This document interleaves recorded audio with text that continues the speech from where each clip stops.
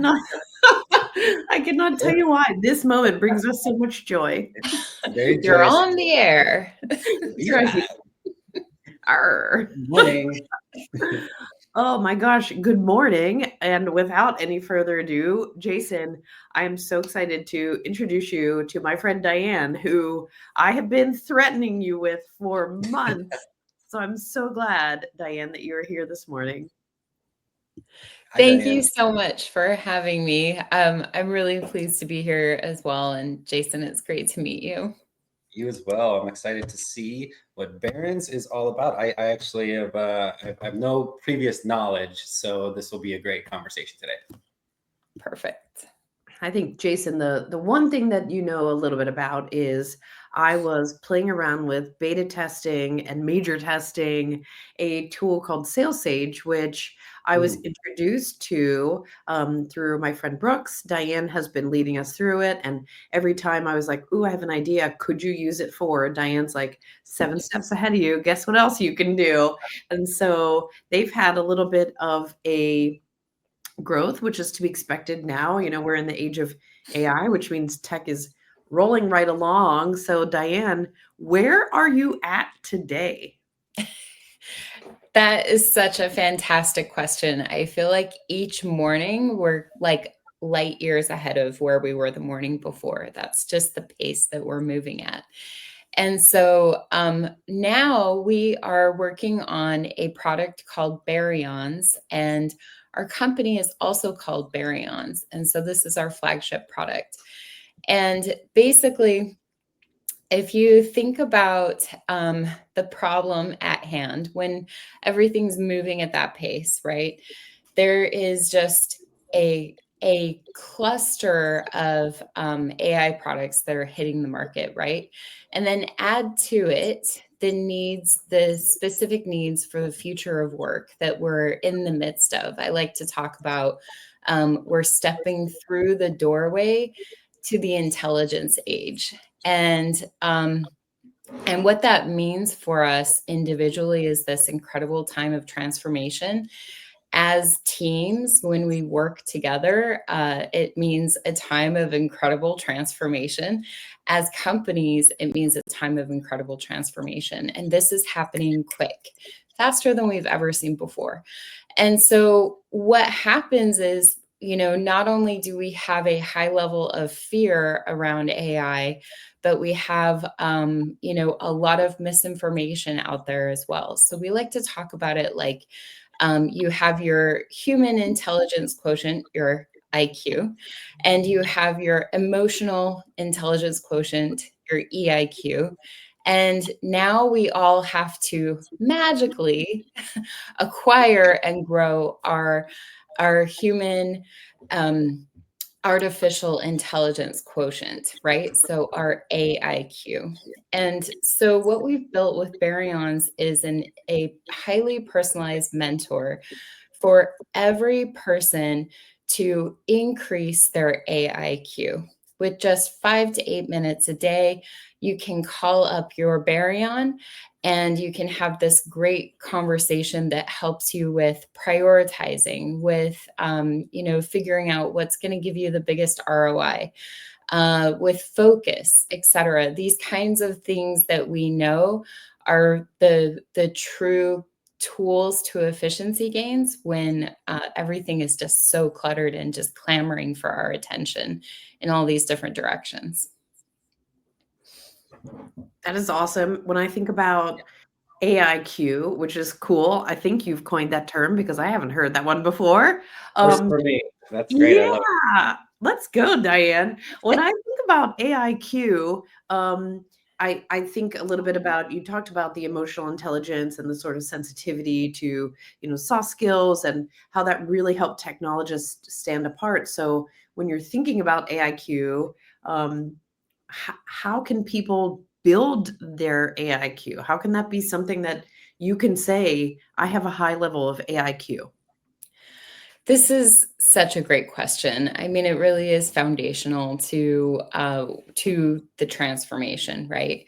And just because a person uses AI every day does not necessarily mean that their AIQ is high.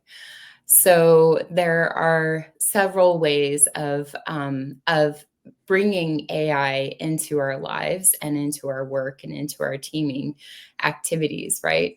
And so the AIQ is structured around human qualities and human productivity qualities, and how we're transferring the future, how we are transitioning into what we're calling, the future of work, what the world is calling the future of work. What does this look like in a post AI world, right? So basically, it hits on how to amplify some of those human productivity qualities that we know create great leaders, great thinkers, critical thinkers, better humans, and all of those things. This is probably my favorite part of our AIQ, is that it helps us be better humans and augmented humans. What does it mean when we really team a human with an AI as a thought partner? And how might our critical thinking kind of go through the roof in that pairing? And how might our decision making also, amplify in, higher quality decisions, as far as, expanding our own use of different mental models and frameworks as we think logically through our problems that we're solving. This Your baryon will actually help you think through alternative perspectives around a problem, right? And it will also help you, be exposed to new frameworks and new mental models to help with your leadership growth and decision making.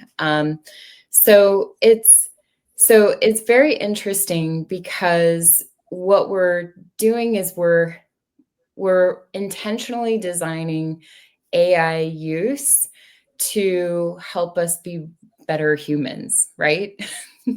Jason, did you hear Diane say, you can call your Baryon? Yeah, the next thing that I was just going to say, because I heard you say you can call in, so I'd love to hear a little bit more about that. Was going to be my first question. Obviously, I could probably give you questions for the next 2 hours. And then just to follow up on that, is there any type of score-based tracking, or how are we tracking progress, like when we, from day 1 through day 30, let's say, with our Baryon? Yes. Okay. This is fantastic. So I'm going to talk to you about it because, as I mentioned this just like super quickly right before we hopped on the call, is that we have an exciting release coming out in about a week. So this is a very classic situation where we've pushed it out just 1 week, and I can talk to it and all of those great things, and then let's do a part 2 and I'll show it to you. What's very exciting about this is that it is a voice-based experience. And what that does is it helps create from the get-go a deeper relationship with the AI agent. And it is your baryon. So you get a personalized baryon, and you can call your baryon. And during your first conversation with your baryon, it will actually ask you to establish a reoccurring call. So we recommend calling it daily for about 5 to 8 minutes a day. And it will actually schedule that call for you on your calendar at the time that you request it.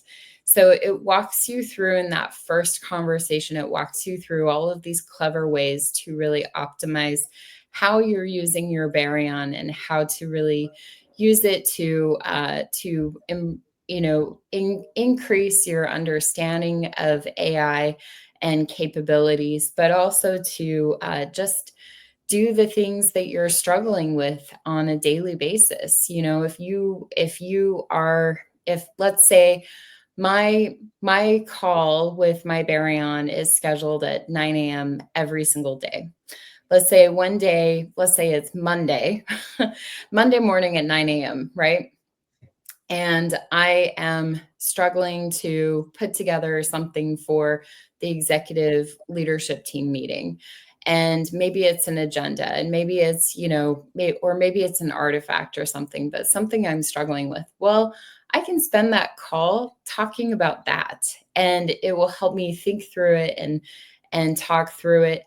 And it will also, if I show up to the call with nothing in particular in mind, it will help me think of ways to utilize it better. So another thing that happens in that very first call when you're establishing it, it teaches you how to set calendar reminders, right? And it also teaches you how to uh, request emails. So anything that you're talking about, you can ask it to send me an email about, send me an email about, or summarizing what we just brainstormed. Send me an email with these 5 takeaways that you just mentioned to me, right? So you can have those things in your inbox and you can come back to them. But then you can also ask it to send you a secret menu. So do you guys go to In-N-Out Burger? I can't remember if there's an In-N-Out out there in Pittsburgh. We don't have We one in don't have, Pittsburgh. yeah, we don't have In-N-Out here. Oh, darn it. So, so I'm in California. I'm in Southern California. And of course, In-N-Out Burger is huge here. And everyone knows that when you go up to the cashier and you're like, hey, I want, a double animal style, right? Do you know what animal style is? I know No. double. I don't know an animal style is. So animal style is grilled onions and this like cheese sauce mixed in with the cheese, right? Okay. It's like smash And burger. yeah, it is. It's like a smash burger. And so when you look at the menu at In-N-Out Burger, it's super, super simplified. It seems like there's only maybe 10 options, right? But there's this entire secret menu. You can order a Flying Dutchman. You can order animal style. You can order, all of these different things.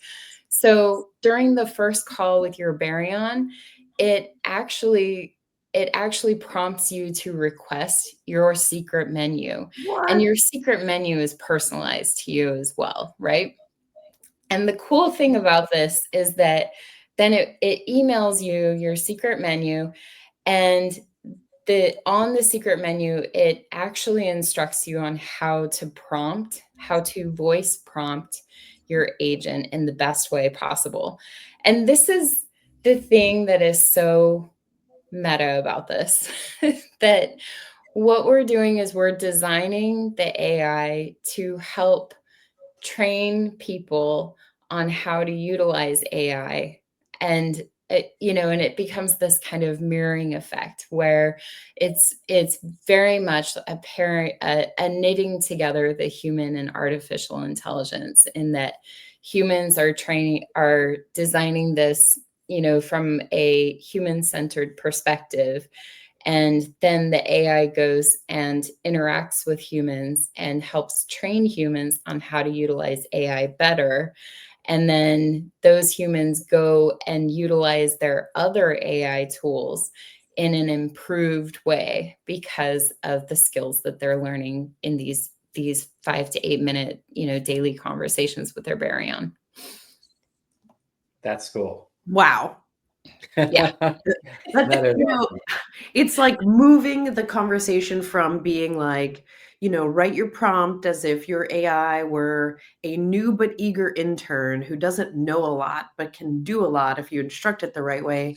And more like, I don't know if you guys have seen that clip that's going around of the 2 twins in Australia that speak at the exact same time, but one's Yes. kind of the leader and the other one kind of follows behind. Like, you're now being augmented, which is wild. Yeah. Yeah. Who's the ideal kind of candidate / user of Baryons then, would you say, or at least having the most success with right now in this kind of early stage? Yeah.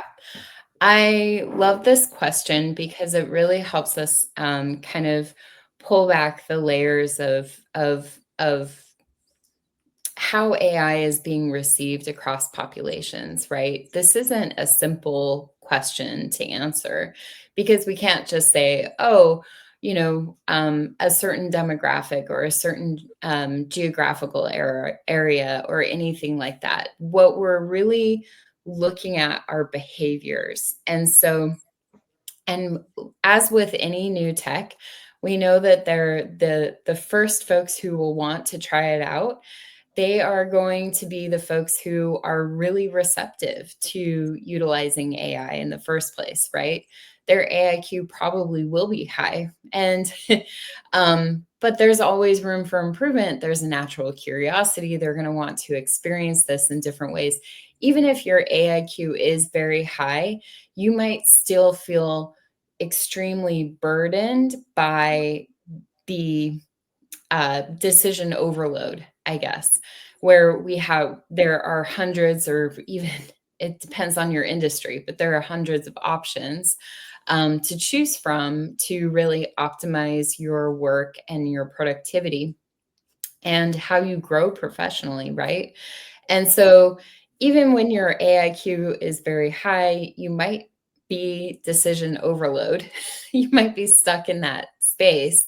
And if you are if you're starting out in your career, and you are, really struggling to feel like you're, growing as fast as you want professionally, et cetera, it's also really great for folks who are just entering the workforce, because it is perfectly patient and it is non-judgmental. As a young professional, I can ask it anything and it's not going to judge me. And I can ask all the stupid questions, the things that I perceive that my peers might think are stupid, right? I don't believe that there are any dumb questions ever. I think it's very interesting to hear all questions because it tells us so much about how we think and, how we perceive the world. So I think that those experiences are always valuable, especially early on in your career. But what we're seeing with young professionals is that they might be clamming up. They might not be asserting or asking those questions when face to face, right? And a lot of it is because of the fear of being judged. Mm-hmm. And so with your Baryon, you can ask it anything, and you can also practice. So if you are asking it a question about, let's say, I'm a young professional in a new industry, and my boss has just asked me to do something. I feel like I've already done it like 10 times over. I don't know how to do it differently again. And my boss is really busy and doesn't have the time to really articulate how I should do it again differently. Well, I can call up my Baryon and I can say, hey, my boss just asked me to do this. I feel like I've done it. I have, I totally aged myself with this, didn't I? I just noticing that. No, you did not. So, it's funny because my daughter, she just turned 7, and I can go, "What is this?" And she's like, "A telephone." Somehow they still instinctively know that, the receiver, even though there's no hanging or picking up of one. I don't know. It's just really strange. Yeah.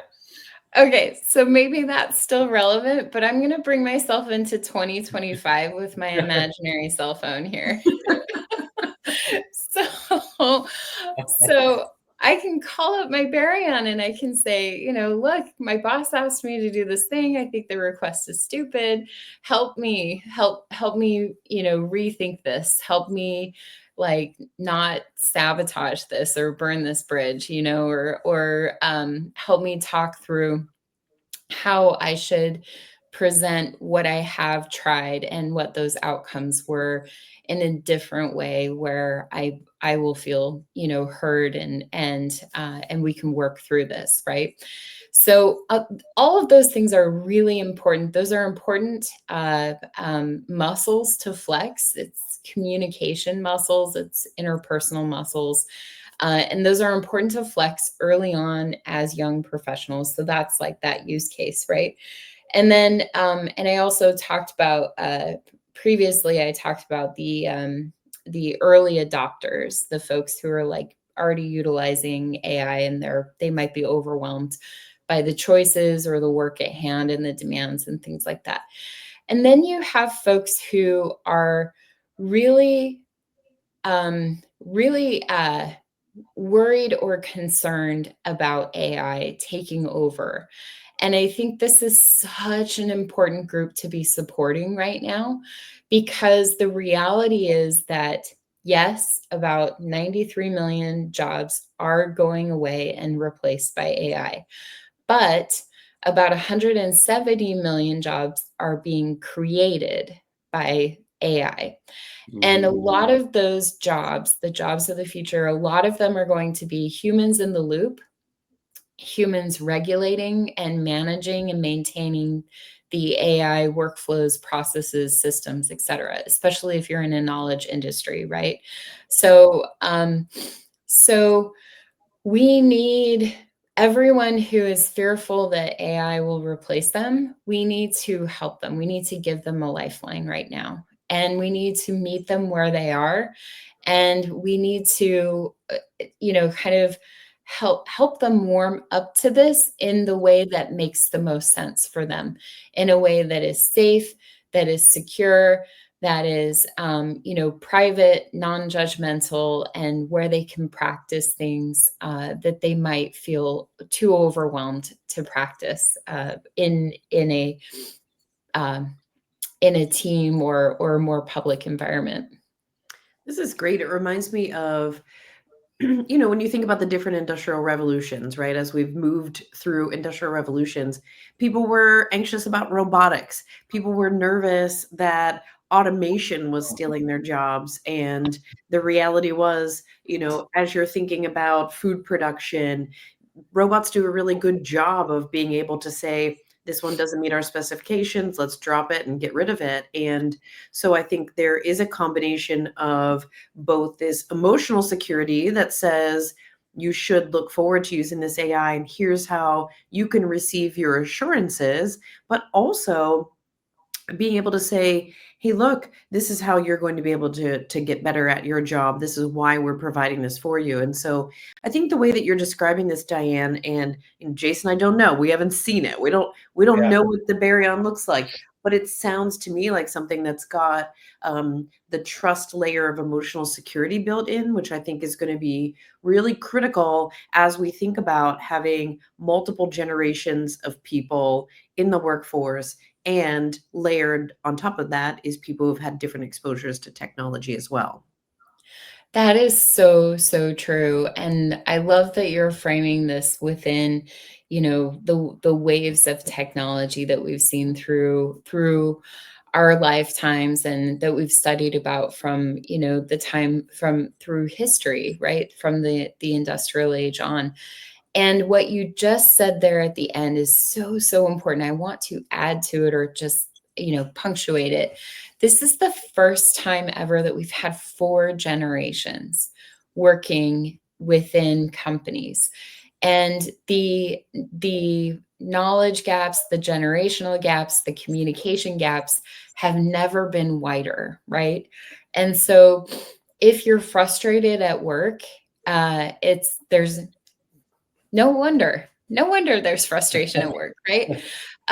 It is really, really hard when we are largely working remotely. We're working in a post-COVID era where things are very different to begin with.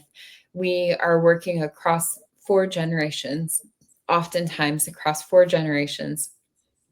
And there's so much value to be gleaned from that experience. It's really a gift to have 4 generations working in the same space, because we are going places and going further and being even more innovative than we've ever been before, I feel like, because of that. And the opportunity for empathy is really high because of that as well. So it's a coin. Everything's a coin, right? And there's 2 sides to it. So it can be highly frustrating, it can be highly rewarding, but it is definitely unique right now. For sure. I think on that note, that's great. And this is obviously going to be part 1. I'm very much looking forward to a demo and seeing how this works. Well, first of all, I guess everybody's going to have to go over to YouTube and subscribe to the channel so they know when the next episode comes out. But when can we expect that? Yeah, absolutely. So let's do this again in 2 weeks. Should we do that? Like, I love well, it. I'll That's look at your great. calendar and see when Yeah. there's availability, but let's do this again in like 2 weeks. And I will have my phone. I'll have my phone teed up. What I really want to show off is that very first call.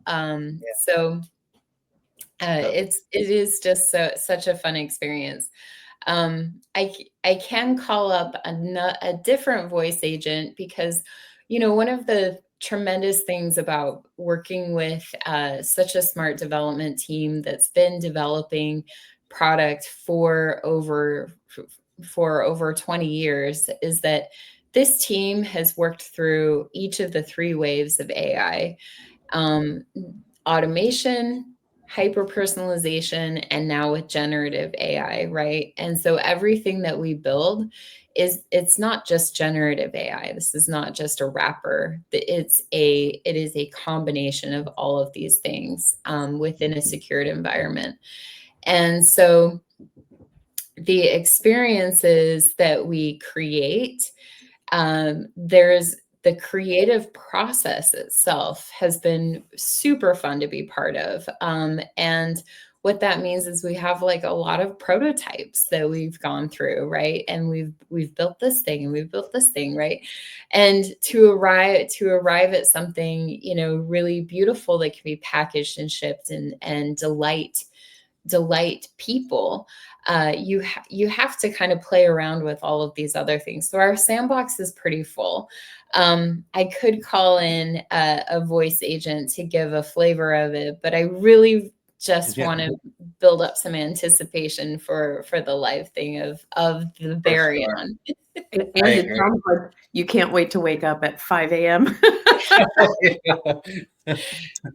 is how We I can roll. accommodate. We can accommodate a later, since you're West Coast. I wasn't aware of that, but we can always push back to account for that. That way, we get the full experience. I'll have some natural daylight for that one. For sure. Awesome. Well, thank you so much, Diane. We appreciate it. Yeah, looking forward to the next episode Too. and hang out at Baryon in real time. That's going to be so cool. It'll be awesome. Yep. Thank All right. you. Thanks for having me. Thanks so You're much. very welcome. Smosh with the camera.